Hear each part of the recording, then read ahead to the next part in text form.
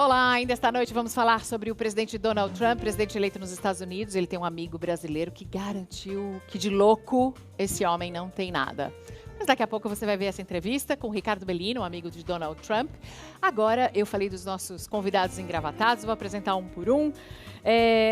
João Alexandre Abreu, que é advogado, especialista em direito previdenciário. Muito obrigada, boa noite, João. Agradeço, Mariana. José Roberto Savoia, Boa que noite. é professor de Finanças da Faculdade de Economia e Administração da USP, e Ricardo Patá, que é presidente da União Geral dos Trabalhadores, estão comigo aqui para falar de reforma da Previdência. E o Mauro também tem os convidados ali no sofá. Mauro. Também, boa noite, Mariana, boa noite a todos os nossos convidados, boa noite a você de casa, obrigado a quem já começou a mandar suas questões e seus comentários pelo Twitter com a hashtag Mariana Godoy Entrevista. Aqui ao meu lado, o Daniel Pulino, que é professor de Direito Previdenciário da PUC de São Paulo, e a Tônia Galete, que é coordenadora do Departamento Jurídico do Sindicato Nacional dos Aposentados de São Paulo. Vão participar do debate com a gente, Mariana. Muitas perguntas que vocês estão fazendo serão feitas aqui, claro. A gente vai começar perguntando para o Savoia.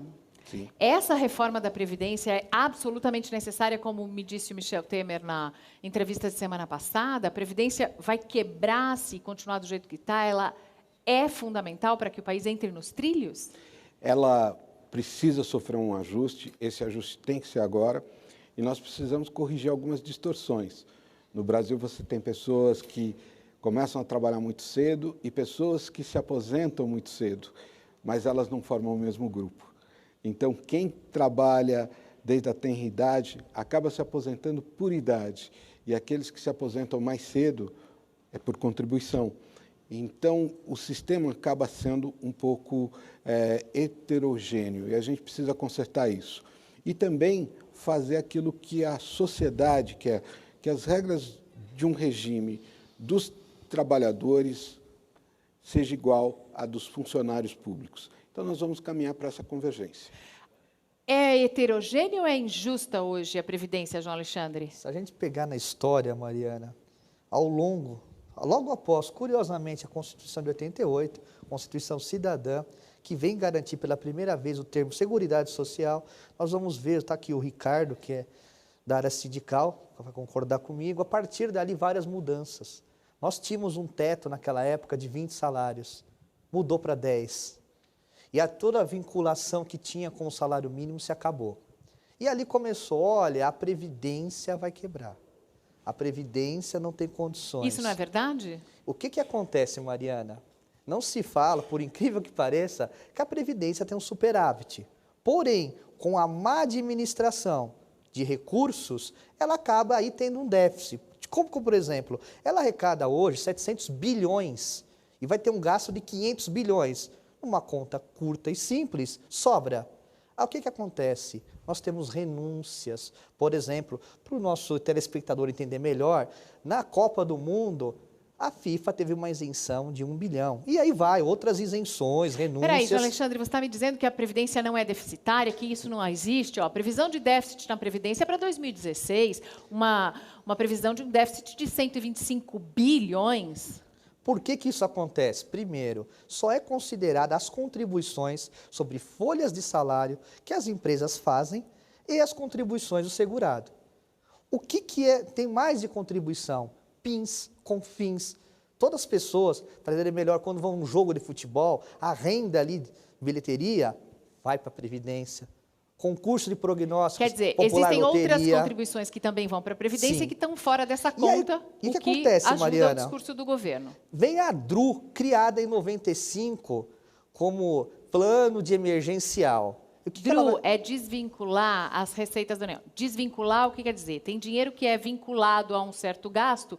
Quando você desvincula, você pode usar para gastar em outras coisas. E aí descobriram o quê? Vamos desengessar o orçamento para eu poder gastar as contribuições sociais da Previdência em outras áreas. O que acontece aí, Mariana? Lá em 95, nós tínhamos menos aposentados. Podia-se fazer isso. Já se passaram 21 anos. Nós temos mais aposentados. Deveria-se fazer o quê?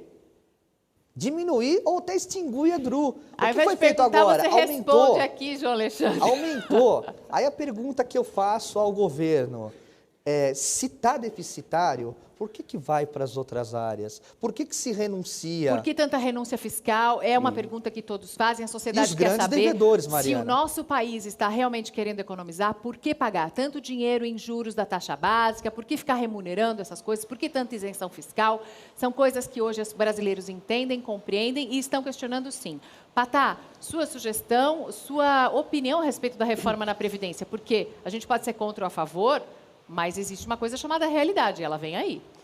Nós temos que analisar que, do ponto de vista demográfico, de longevidade, houve mudanças importantes no nosso país. Você, com certeza, vai passar dos 100 anos de idade. E torcemos para isso. Sim, vai ficar, com certeza. Estou tomando minhas vitaminas. Temos algumas características que precisam ser refletidas. Realmente, eu concordo com o João que há um superávit. Eu tenho aqui dados que eu vou deixar com você. Até 2015, o superávit era de 435 bilhões de reais. Houve, em 2016, por conta dos 12 milhões de desempregos e outras questões, um déficit hoje de 20, 30 bilhões de reais. Só que o governo tem que, a meu ver, fazer a sua lição de casa. Nós temos milhares de imóveis da Previdência que são jogados. São imóveis que são alugados por 50, 100 reais e valem 20, 30 mil reais. É patrimônio do povo brasileiro. O presidente Michel Temer disse que vai fazer isso, que vai alguns imóveis... Eu tive uma conversa com o Michel Temer ontem foi uma proposta nossa e ele falou que vai vender tudo. Falou que vai fazer isso. Outra questão, tem 230 bilhões de crédito da Previdência que não são cobrados, o governo não sabe cobrar. Então, tem questões que o governo tem que fazer a sua parte antes de iniciar o processo de tirar direitos dos trabalhadores. Quer dizer, pode até fazer durante, pode até fazer junto, mas existem grandes devedores da Previdência. Entre esses grandes devedores, nenhuma surpresa, bancos, grandes empresas. Então, nenhuma surpresa nisso.